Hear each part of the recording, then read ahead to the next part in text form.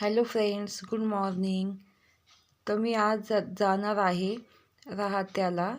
तर माझी सकाळची सगळी कामं आवरली आहे. राहत्याला आज कराटे टुर्नामेंट आहे माझ्या मुलीचं. मी चालले आहे आता राहत्याला.